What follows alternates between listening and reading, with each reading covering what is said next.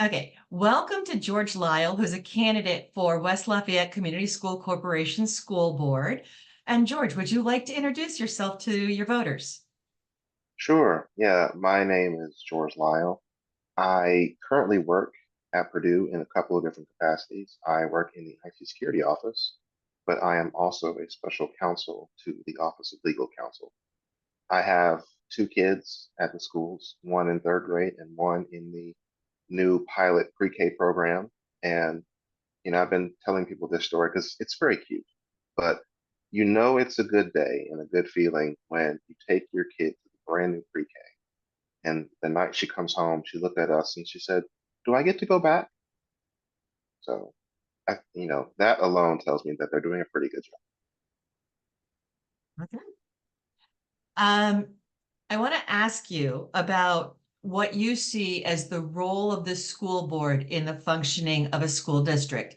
How does the school board relate to the administrators, to the teachers, to the parents, to the students? So the school board has to run the entire school system. They don't run any of the individual buildings. They manage the manager, so to speak. So the superintendent and his staff are the managers, and that person in his office or her office is charged with hiring administrators for each of the buildings, charged with the daily running of the school system. And the board is responsible for one, hiring the superintendent, and two, making sure the superintendent and the school system have what they need to function within the bounds of Indiana law. Thank you. Let's change things up, and I want to ask a fill in the blank question. All right. The public schools are blank. My home. Pardon me? They're my home. Okay. I went to public school my entire life. I went to IPS schools down in Indianapolis, and my kids are in public schools here in West Side right now. Thank you. Okay. If you were to be elected to serve on the school board, would you see your role as primarily representing your constituents' views or more primarily representing your own views? Well, as a public servant subject to election, I don't think you have a choice but to represent the views of your constituents. Now, of course, hopefully they're choosing you because they agree with the judgment that you bring to the table. But this is not a personal project. You have to approach this with a lot less ego than I think many people think politicians have. Because if you're bringing ego into this, I think you're going to do a bad job. Thank you. That was very enlightening. Um, School finances are by nature very complex because of state regulation. Is there anything that you have undertaken to begin to understand the complexity of school finances so that you would be ready to start the budget day one? So I've talked to a lot of the current board who help handle that now, and I've gained some understanding from them. I'm also friends with someone that specializes in municipal law, and so I've gotten a lot of help from him. And I have an understanding of nonprofit budgets generally from one of my previous positions when I used to live in Washington, D.C. I worked for a nonprofit that was funded by the State Department. And while the requirements are a little different, the environment and some of the strings that are attached to the funding are the same. Thank you. Um, School boards have seemed to become a focus of hot button social issues recently. Many of those issues are fed by outside groups. How would you ensure that the concerns of your local constituents are heard and that decisions are based on their input rather than the input of outside groups? The beauty of a place like West Lafayette is that the locality is actually pretty small. So I don't have to go onto Facebook or onto Twitter, or X as he calls it now, or anywhere else to go find opinions. I can just go knock on someone's door.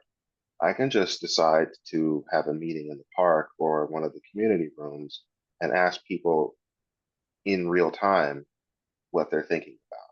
So I will go directly to the community to find out what they're thinking about and what they're looking You. I want to ask, is there anything that convinced you that this was the time to run for school board? Is there some special skill that you have and are looking to bring to the schools?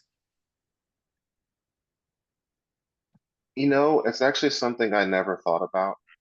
That, I could list my resume, I could list the positions I've held, but ultimately, when I come to a place, whenever I've lived in a place or been involved in a community, I try to give back to it in some way. And this is a way that I and some friends of mine thought that I might be able to help contribute. But I've also contributed in some other ways. I worked on the Yes campaign to help the most recent funding referendum pass. I'm also one of the commissioners on the Human Relations Commission for the city, where we hear human rights and discrimination complaints. So even if I'm not selected for the school board, I've still tried to integrate myself into the community in a meaningful way. Thank you very much. Are there any last thoughts that you would like to share with your voters? Yeah, I would really love to be able to turn the temperature down at school board meetings and return it to something that's pretty boring. I think a school board is most effective when it's boring because we've had multiple professional consultants, multiple other school board members from school boards outside of our district, all mentioning the environment that is currently in our school board, and that shouldn't be. The school board itself should never be the center of attention. The center of attention should always be the children in the school. And when the school board becomes the center of attention, the school board has lost its way. So I would like to help it get back to the way it's supposed to. Okay, thank you very much. And I don't have any further questions. We still have a little bit more time. So is there an issue that you think we've missed that needs to be brought to voters' attention? No, I think you covered all the bases. I mean, municipal finance is always a funny thing because um, local governments are constrained by the state in how they can raise money and what they can do with it in a lot of cases. And we don't have some of the options available to us that a private company would have. So you kind of have to get creative with your funding. Uh, we need to exhaust every grant possibility there is.